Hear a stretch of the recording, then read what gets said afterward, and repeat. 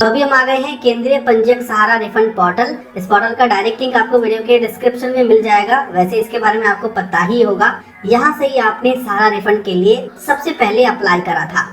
तो यहाँ पे देखिए एक नया ऑप्शन जोड़ा गया है, पुनः सबमिशन लॉगिन का। इसे मैं आपको इंग्लिश में ट्रांसलेट करके दिखा देता हूँ। ये देखिए रीसबमिशन लॉगिन, ये एक न्यू टैब जोड़ा गया है। इसी टैब के मदद से आप अपने सहारा रिफंड के एप्लीकेशन को रीसबमिट कर पाएंगे।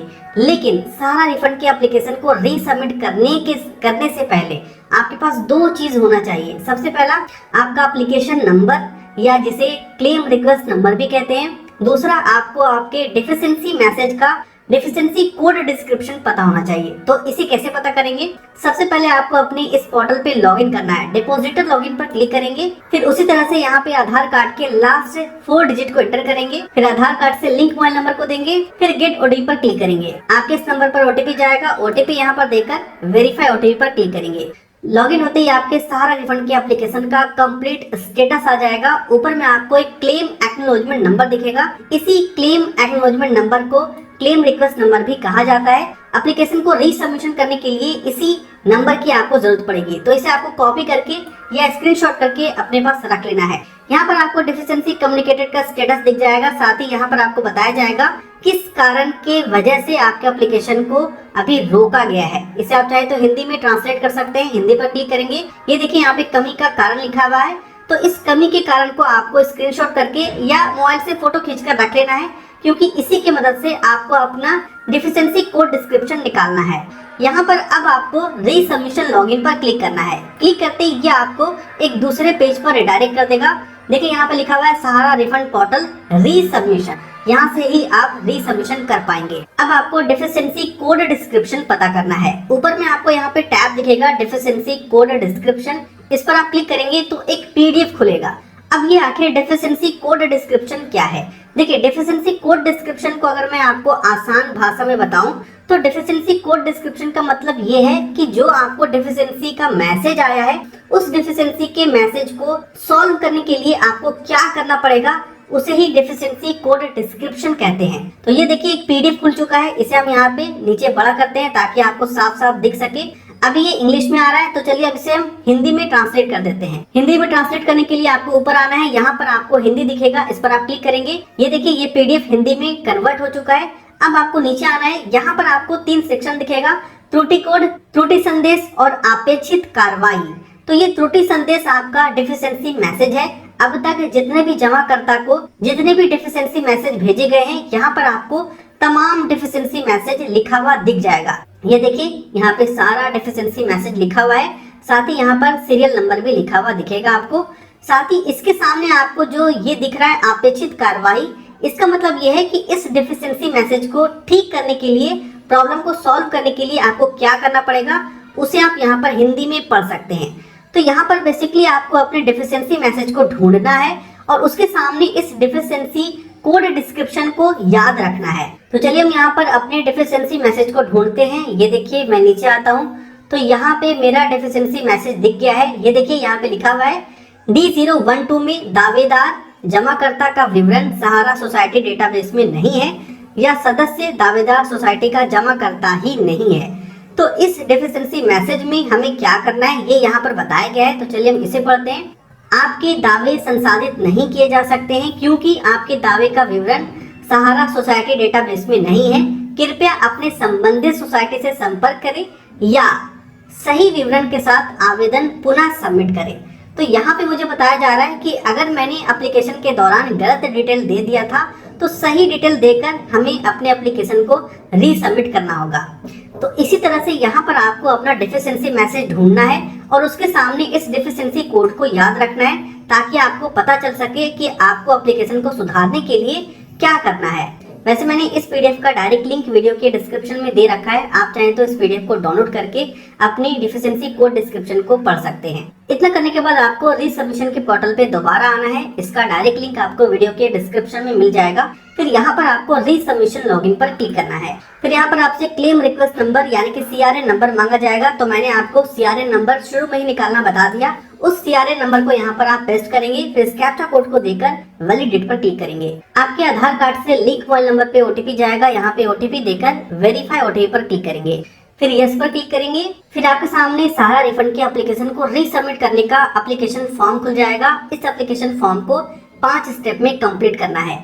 सबसे पहले इसके टर्म्स को एक्सेप्ट करेंगे। यहाँ पर टर्म्स को क्लिक करके आई एग्री पर क्लिक करेंगे। फिर नेक्स्ट पर क्लिक करेंगे। यहाँ पे आधार कार्ड को ऑथेंटिकेट करेंगे। गेट ओटीपी पर क्लिक करेंगे। आधार कार्ड से लिंक मोबाइल नंबर पे ओटीपी जाएगा। ओटीपी देकर वेरीफाई ओटीपी पर क्लिक करेंगे। वेरीफाइड ओटीपी सक्सेसफुली ओके पर क्लिक करेंगे। फिर आपके सामने आपके आधार कार्ड का डिटेल फेच होकर आ जाएगा। यहाँ पर आपका नाम, father name, date of birth और कंप्लीट एड्रेस लिखा होगा। अगर यहाँ पर आपकी डिटेल आपके आधार कार्ड से मैच नहीं करती है तो आप चाहें तो यहाँ पर क्लिक हियर पर क्लिक करके अपने आधार कार्ड के ई-केवाईसी को दोबारा कर सकते हैं, जिससे यहाँ पर डिटेल दोबारा अपडेट हो जाएगा।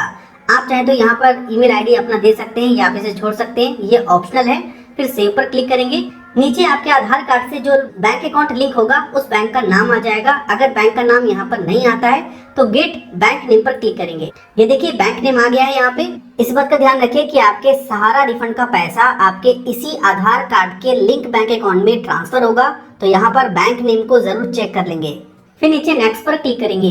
इस वाले स्टेप में आपको थोड़ा ध्यान देना है, क्योंकि इसी स्टेप से आप अपनी डिफिशियंसी के प्रॉब्लम को सॉल्व करेंगे। अब तक आपका जितना भी क्लेम प्रोसेस हो चुका होगा, जितना भी क्लेम का पैसा आपको मिल चुका होगा, वो आपको यहाँ पर बताया जाएगा। इस पर क्लिक करके आप देख सकते हैं। देखिए यहाँ पे कोई भी क्लेम मुझे प्रोसेस नहीं मिला है, पैसा नहीं मिला है, तो इसे हम बंद करते हैं। सेकेंड स्टेप में आएंगे deficiency communicated, total deficiency claim amount 10,000। पुराने वाले सहारा रिफंड के एप्लीकेशन में आपने जितने भी मेंबरशिप नंबर, अकाउंट नंबर और रिसिप्ट को ऐड करा था वो सारा यहाँ पर डिटेल में आ जाएगा। यहाँ पे डिफिशियंसी पर क्लिक करके आप अपने डिफिशियंसी को पढ़ भी सकते हैं। यहाँ पर डिफिशियंसी कोड लिखा है, डिफिशियंसी मैसेज लिखा है, और इस डिफिशियंसी मैसेज के लिए आपको क्या करना है, कैसे आप इसे सॉल्व करेंगे, वो भी आपको यहाँ पर लिखा हुआ दिख जाएगा।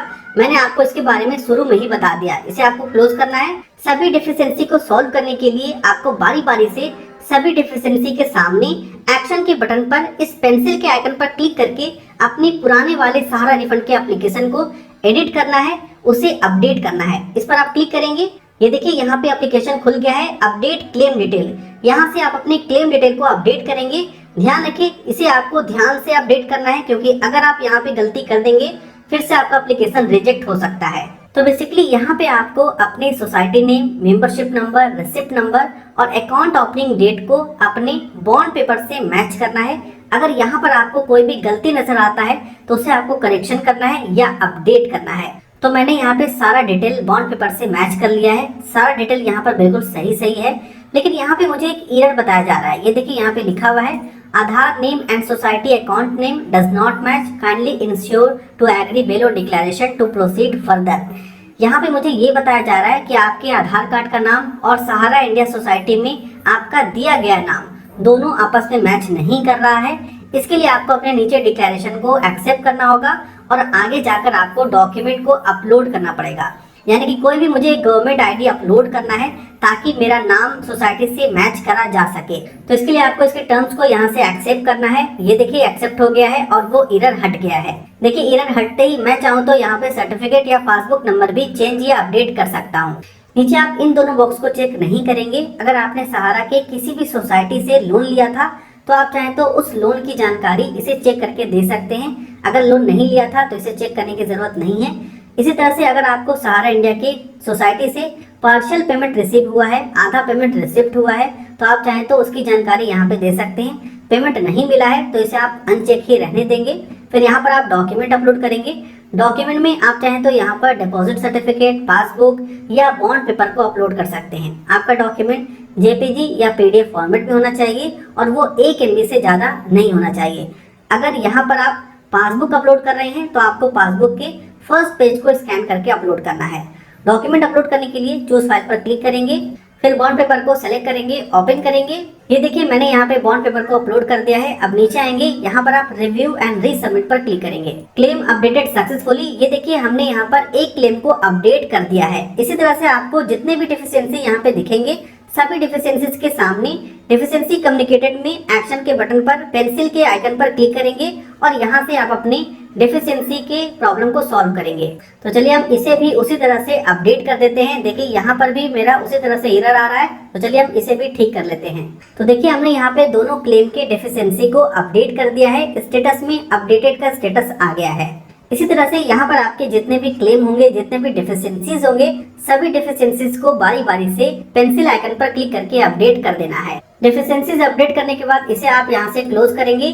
फिर आपको यहाँ पर अपलोड डॉक्यूमेंट का ऑप्शन दिखेगा। यहाँ पर डॉक्यूमेंट आपको अपलोड करना है। इसके लिए आप यहाँ पर एरो पर क्लिक करेंगे। देखिए यहाँ पे लिखा हुआ है Aadhaar name mismatch with society record. तो यहाँ पर आपको जो भी डॉक्यूमेंट अपलोड करने के लिए बोला जाएगा उस डॉक्यूमेंट को अपलोड करना है। तो इस प्रॉब्लम को सॉल्व करने के लिए हमें यहाँ पर कोई गवर्नमेंट आईडी अपलोड करना होगा। इस पर आप क्लिक करेंगे तो यहाँ पर आपको कई सारे गवर्नमेंट आईडी के टाइप दिख जाएंगे। आप चाहें तो इनमें से कोई भी एक डॉक्यूमेंट अपने इस प्रॉब्लम को सॉल्व करने के लिए अपलोड कर सकते हैं। आप चाहें तो यहाँ पर passport, PAN card, bank passbook, driving licence, voter ID card, NREGA job card या government PSU employer photo ID card या कास्ट सर्टिफिकेट अपलोड कर सकते हैं। तो मैं यहाँ पर वोटर आईडी कार्ड ही अपलोड करूंगा। इस पर आप क्लिक करेंगे। यहाँ पर आपको उस नाम को टाइप करना है जैसा नाम आपके इस वोटर आईडी कार्ड पर लिखा हुआ है। फिर यहाँ पर वोटर आईडी कार्ड का नंबर देंगे।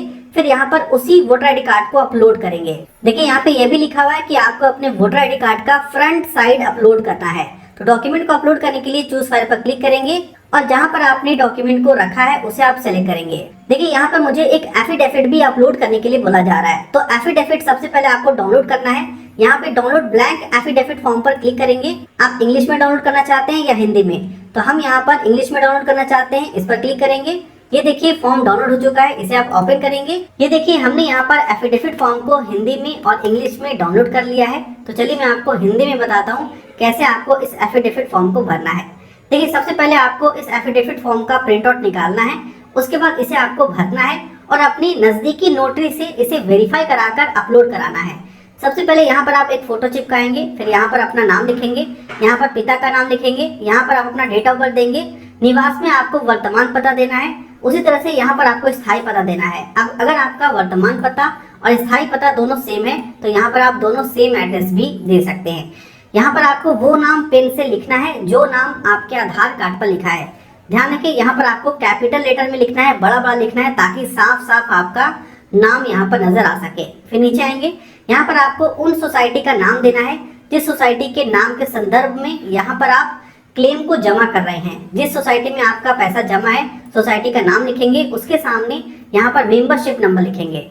सारा सोसाइटी का नाम लिखेंगे। यहाँ पर मेंबरशिप नंबर लिखेंगे। बारी बारी से आपको सभी मेंबरशिप को लिख देना है। उसके बाद यहाँ पर आपको वो नाम लिखना है जो नाम आपके सहारा इंडिया के बॉन्ड पेपर पर लिखा हुआ है। ठीक है, वो नाम लिखना है जो नाम आपके बॉन्ड पेपर पर लिखा हुआ है और यहाँ पर आप वो नाम लिखेंगे जो आपके आधार कार्ड पर लिखा है। फिर नीचे आएंगे। यहाँ पर आपको सिंपली सिग्नेचर करना है। जिनके नाम से खाता है उनका सिग्नेचर लेंगे। उसी तरह से यहाँ पे सिग्नेचर लेंगे। फिर यहाँ पे स्थान में अपने गांव या शहर का नाम देंगे। फिर आज का डेट देंगे। नीचे आएंगे। यहाँ पर आपको एक सेक्शन दिखेगा मोहर नोटरी। नोटरी से यहाँ पर उनका मोहर लेना है। यहाँ पर नोटरी का सिग्नेचर लेंगे, नोटरी का नाम लेंगे। यहाँ पे नोटरी के पास एक पंजीकरण संख्या होता है, उस पंजीकरण संख्या को लिखवाएंगे। फिर उनका पता लिखवाएंगे। ठीक है, इसके लिए नोटरी आपसे 100 या 50 रुपये ले सकता है। ये आपको नोटरी से ही करवाना होगा। सेम इसी तरह से आप इंग्लिश वाले फॉर्म में कर सकते हैं। सेम यहाँ पर आपको वही चीज मिलता है, बस यहाँ पर आपको इंग्लिश में लिखा हुआ दिखेगा। सेम उसी तरह से इस फॉर्म को भरेंगे। यहाँ पर आपको नोटरी से सिग्नेचर लेना है, उनका नाम लेंगे, उनका एड्रेस लेंगे और उनका यहाँ पे रजिस्ट्रेशन नंबर लेंगे, मोहर लेंगे और इसे आपको स्कैन करके आपको CRCS पोर्टल के रीसबमिशन पोर्टल पर सबमिट करना है। तो देखिए मैंने यहाँ पे एफिडेविट तैयार कर लिया है। मैंने यहाँ पे सारा डिटेल दे दिया है, नोटरी से मोहर भी ले लिया है। ठीक इसी तरह से आपको एफिडेविट तैयार कर लेना है। आपको अपने नजदीकी कोर्ट या कचहरी जाकर नोटरी से यहाँ पर मोहर ले लेना है। और जो आईडी प्रूफ यहाँ पर आप अपलोड करने वाले हैं उसे आपको सेल्फ अटेस्टेड भी इस तरह से जरूर बना लेना है, क्योंकि अगर आपका डॉक्यूमेंट सेल्फ अटेस्टेड नहीं होगा तो वो वेरीफाई नहीं हो पाएगा। तो देखिए मैंने यहाँ पर ड्राइविंग लाइसेंस का फोटोकॉपी ले लिया है और इसमें मैंने सेल्फ अटेस्टेड सिग्नेचर करके करवा लिया है। डॉक्यूमेंट रेडी करके दोनों डॉक्यूमेंट को स्कैन करके आप अपने कंप्यूटर या मोबाइल में सेव करके रख लेंगे, क्योंकि इसे आपको अब यहाँ पर अपलोड करना है। डॉक्यूमेंट अपलोड करने के लिए फिर से इस वाले पेज पर आएंगे। गवर्नमेंट आईडी टाइप में उस गवर्नमेंट आईडी को सेलेक्ट करेंगे जिसे आप यहाँ पर अपलोड करने वाले हैं। तो हम यहाँ पर ड्राइविंग लाइसेंस अपलोड करेंगे, इसे क्लिक करेंगे। फिर यहाँ पर आप सेम उसी नाम को टाइप करेंगे जैसा नाम आपके इस डॉक्यूमेंट पर लिखा हुआ है। फिर आईडी नंबर में आपको इस डॉक्यूमेंट का नंबर देना है। जैसे कि मैंने यहाँ पर ड्राइविंग लाइसेंस सेलेक्ट करा है तो मैं यहाँ पर ड्राइविंग लाइसेंस नंबर दूंगा। उसके बाद यहाँ पर आप सबसे पहले आईडी प्रूफ को अपलोड करेंगे, चूज फाइल पर क्लिक करेंगे, डॉक्यूमेंट को सिलेक्ट करेंगे, ओपन पर क्लिक करेंगे। फिर यहाँ पे अपलोड का बटन मिलेगा, इस पर आप क्लिक करेंगे, फाइल अपलोडेड सक्सेसफुली, ओके पर क्लिक करेंगे। अब यहाँ पे हम एफिडेविट अपलोड करेंगे, चूज फाइल पर क्लिक करेंगे, फिर एफिडेविट को सेलेक्ट करेंगे, ओपन पर क्लिक करेंगे। देखिए मुझे यहाँ पे बताया जा रहा है कि डॉक्यूमेंट का फाइल साइज 1 MB से ज्यादा नहीं होना चाहिए। तो अभी हम डॉक्यूमेंट को सबसे पहले कंप्रेस कर लेते हैं। तो हमने डॉक्यूमेंट को कंप्रेस कर लिया है। फिर से चूज फाइल पर क्लिक करेंगे, फिर से डॉक्यूमेंट को सेलेक्ट करेंगे, ओपन पर क्लिक करेंगे, फिर यहाँ पे अपलोड के बटन पर क्लिक करेंगे, फाइल अपलोडेड सक्सेसफुली, ओके पर क्लिक करेंगे। यहाँ पे सारा डिटेल देने के बाद और डॉक्यूमेंट अपलोड करने के बाद नीचे आप नेक्स्ट पर क्लिक करेंगे। यहाँ पर आपसे दोबारा कंफर्म करने के लिए बोला जा रहा है। यहाँ पर आप अपने डिटेल को एक बार दोबारा चेक कर लेंगे। अगर आपको ऐसा लगता है कि यहाँ पर आपने कोई भी डिटेल गलत दे दिया है तो आप नो पर क्लिक करके दोबारा इसे एडिट कर सकते हैं। और अगर आपको ऐसा लगता है कि आपने यहाँ पर बिल्कुल सही डिटेल दिया है तो आप यस पर क्लिक करेंगे। अब यहाँ पे आपको रीसबमिशन क्लेम रिक्वेस्ट फॉर्म को जनरेट करना है, उसका प्रिंट आउट लेना है, उस पर आप अपना एक फोटो चिपकाएंगे, उस पर सिग्नेचर करेंगे और उसे यहाँ पर आप दोबारा PDF में या JPG में अपलोड करेंगे। तो चलिए हम यहाँ पे जनरेट रीसबमिशन क्लेम रिक्वेस्ट फॉर्म पर क्लिक करते हैं। ये देखिए एक PDF डाउनलोड हुआ है, इसे आप ओपन करेंगे। तो ये रहा आपका एप्लीकेशन रीसबमिशन फॉर्म। इस फॉर्म में यहाँ पर आपको अपना एक रिसेंट फोटो चिपकाना है। फोटो पर आपको क्रॉस सिग्नेचर भी करना है। सिग्नेचर इस तरह से करेंगे कि आधा सिग्नेचर फोटो पे होना चाहिए और आधा सिग्नेचर नीचे होना चाहिए। फिर नीचे आएंगे, यहाँ पर आपका सारा डिटेल पहले से लिखा हुआ है, यहाँ पर आपको कुछ नहीं करना है। सबसे नीचे आएंगे, आपको घोषणा डिक्लेरेशन दिखेगा। डिक्लेरेशन में भी आपको कुछ नहीं करना है, बस आपको नीचे आना है। यहाँ पर भी आपको एक सिग्नेचर करने का ऑप्शन दिखेगा।